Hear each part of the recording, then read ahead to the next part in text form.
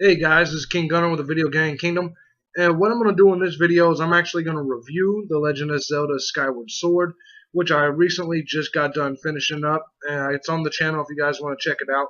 What I'm going to do is do my review of the game along with tell the story of the game from the Hyrule Historia book, so you guys get a general idea of the game and my thoughts on the story and how it progressed in the game itself. Um, First and foremost, I want to tell you guys, I apologize for taking so long on the game. It took me 8 months because I actually stopped playing it for a while, and as you guys saw, I played quite a few other games and got it in there. I actually had forgotten that I had the game, that I was in the middle of the game. But I eventually got it taken care of. I think it was my longest series to date, 115 videos. I can't believe it took that long. It probably took me 60 to 70 hours of playing time to beat, which I know is a long ass time.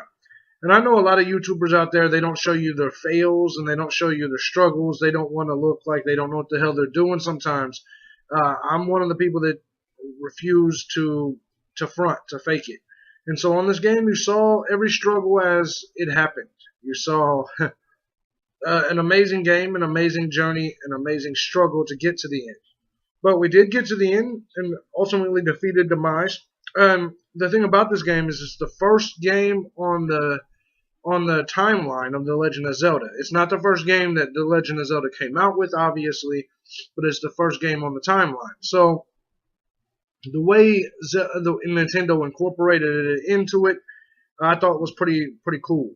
It was the 25th anniversary game, I believe, for The Legend of Zelda.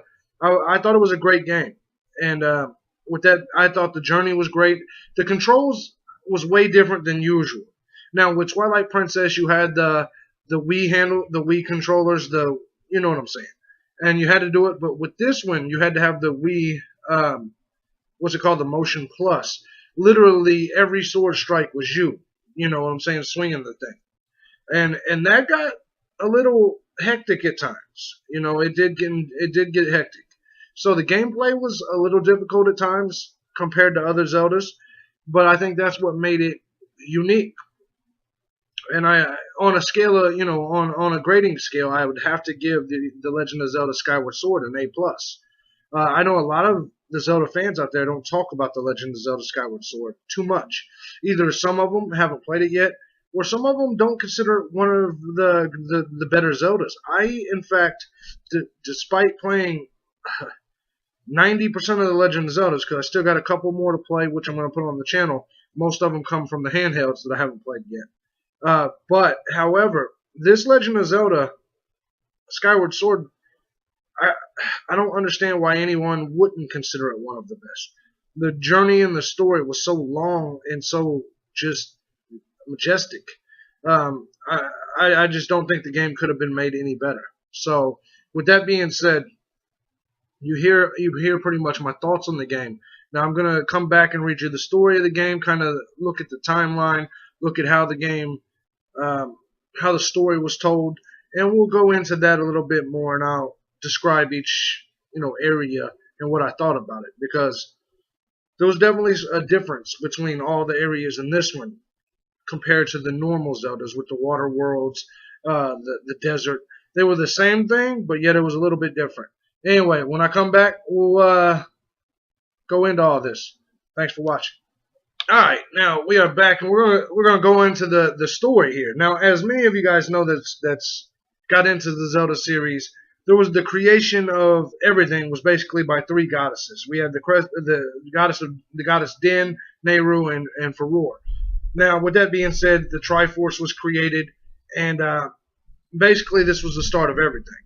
Now, this game kind of went into that. It kind of stems from the story of the goddess Hylia. And we later learned that Zelda is actually the goddess Hylia made human. Kind of like how Christianity does with God and Jesus. But anyway, I'll just read to you. During the era of the goddess Hylia, many demons arose in pursuit of the Triforce, the leader Demise, the Demon King, who later, I believe his spirit becomes Ganon. At least that's what I believe based on how the game ended. Try to take over the world with his evil powers. After a battle against the demonic forces, Hylia gathered the humans who had survived, along with the Triforce, to a plot of land, and she put it up in the sky. She positioned a heavy barrier of clouds between the island and the sky and the land below to protect the humans and the Triforce. The goddess and the remaining tribes on the surface battled for their lives against Demise. They were victorious, and they sealed him away. That's the battle before this story happened. Now, this was sealed in the land of the goddess. The land was saved, but the seal that kept the Demon King imprisoned was weak. And you saw this throughout the game, as we actually had to fight this thing called the Imprison 3 times, which was actually, I guess, Demise in an older form later on, as he was imprisoned. But anyway, the goddess Hylia, in an attempt to destroy Demise, the goddess Hylia tried to use the power of the Triforce. However, a goddess cannot wield its power. Thus, the goddess Hylia decided to renounce her divinity and become reborn as a human. She became Zelda. With Hylia's passing, Impa of the Sheikah tribe was entrusted with watching over the sealed prison of the Demon King until she returned. The land of Hylia, it was the center of the world, where the temple of Hylia was built. This is where the goddess Hylia gathered the surviving humans onto the plot of land, sent it up to the sky.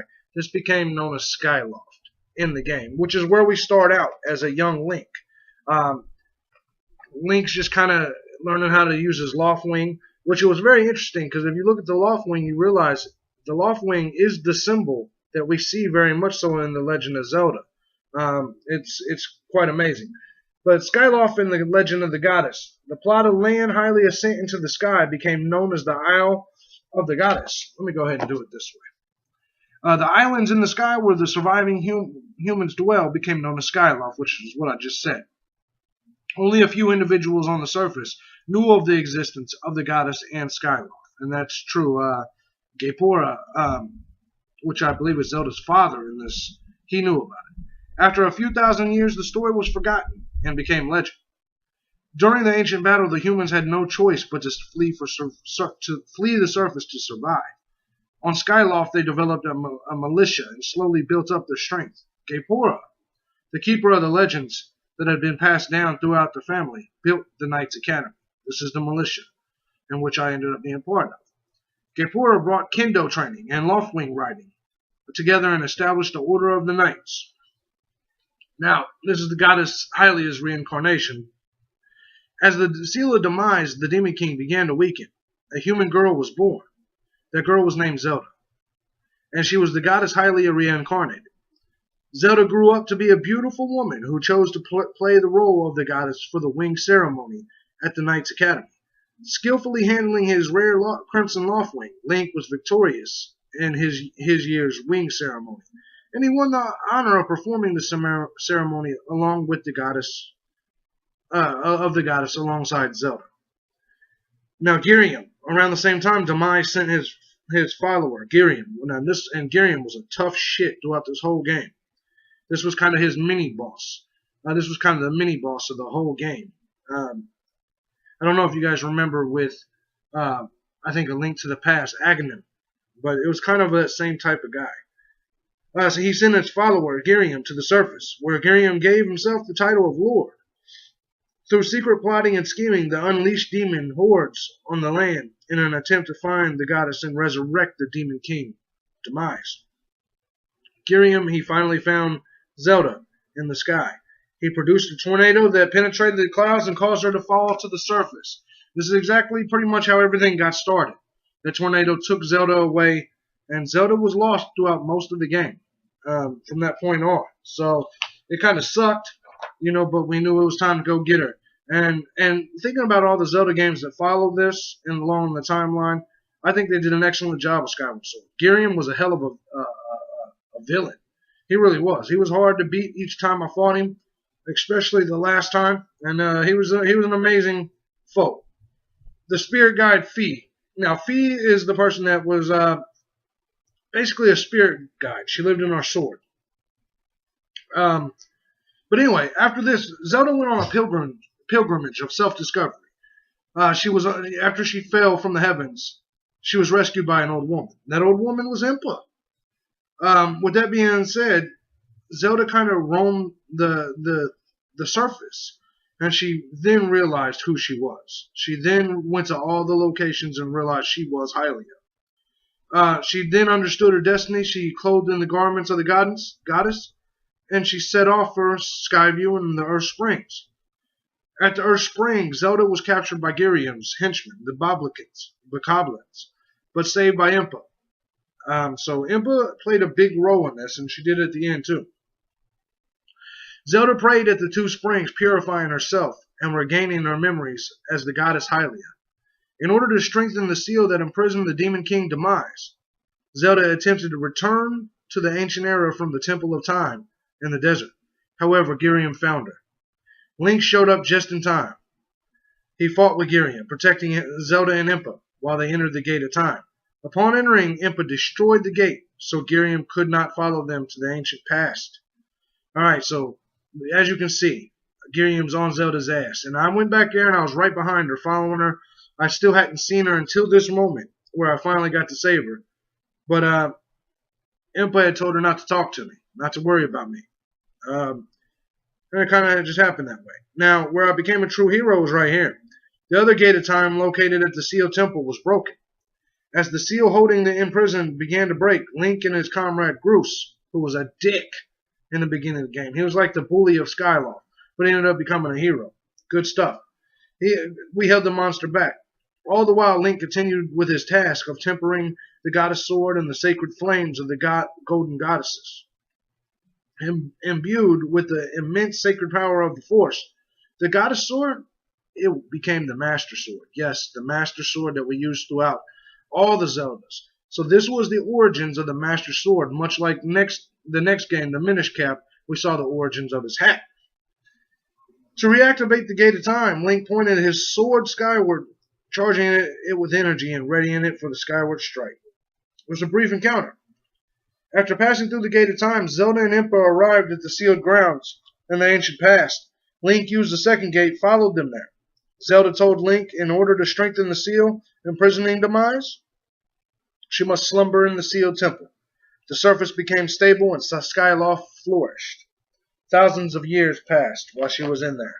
This is why she was in the past, and it brings us back up to current times. Now, the destruction of Demise. After returning to his own era, Link found the legendary Triforce. This was a battle. We had to go through all the locations. He became worthy of his omnipotent power upon the completion of a number of trials.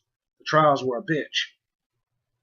At which time he received the crest of the Triforce. He was granted his wish. The statue of the goddess returned to its former place in the sealed grounds. This was an amazing moment as the ground in the sky dropped all the way back down to the ground, where it destroyed the Demon King Demise. After thousands of years of sleep, Zelda woke. The resurrection of the Demon King. Now we had to go back.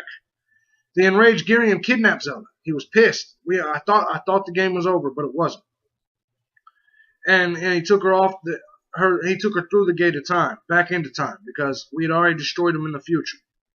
After arriving in the past, Girium performed the ritual to resurrect the Demon King Demise. Link followed, battling and defeating Girium, but he was too late. Demise had awakened. After an intense battle, Link defeated Gant Demon, and you can check that out in episode 115. And it was intense. Upon his termination, the Demon King's hatred was absorbed and sealed into the Master Sword. So we now know that Demise, just like Fi and just like the Triforce, everything's sealed in that Master Sword. The demons on the surface no longer terrorized its inhabitants, so I guess the demons are gone. It returned to the surface. Zelda and the others returned to present time. The atmosphere was peaceful, and there was a feeling of a new beginning. Zelda resolved to live on the surface and to protect the Triforce. However, the destruction of Demise was not the end of the battle. It was the beginning of a curse, a never-ending cycle of the reincarnation of the Demon King, whose hatred for those with the blood of the goddess and the spirit of the hero is everlasting. Now, as you just saw me read right there, Zelda decided to live on the ground, and actually in the end of the game, so did Link. They did not return to Skyloft. Link and Zelda stayed on the ground. Demise's last words is that he cursed our descendants to be haunted by his spirit, so to speak, forever and ever. That's why I believe that the Demon King is Ganon. I believe that his spirit is what creates the Ganon and all of the enemies we'll see along the way. Now, the seal of the sacred realm. This is a little footnote at the end, another page. Created by the golden goddesses and protected by the goddess Hylia, the world eventually became known as Hyrule. This is the beginning of Hyrule. The Hylians, descendants of Hylia, lived in Hyrule and possessed magical abilities. The descendants of Hylia. After years of peace, a wave of chaos once again engulfed the land. Now I wonder, since Link and Hylia were the only two down there, how's their descendants? Do they all come from Link and Hylia? Or should I say Link and Zelda? I think they fucked. Now, the battle for the sacred realm. The legend of supreme power spread throughout the land, whetting the appetites of those who would possess the Triforce and inciting vicious battles between them. Rauru, the Sage of Light, constructed the Temple of Time, which contained the only existing entrance to the sacred realm, where the Triforce was located. With power stronger than both Time and the Master Sword, Rauru sealed the sacred realm. The pedestal holding the Master Sword was closed behind the door of Time, and the keys to opening the door, the spiritual stones of fire, forest, and water, were protected by their respective people. The Triforce was placed in the Temple of Light, located in the sacred realm, which was now isolated from Hyrule.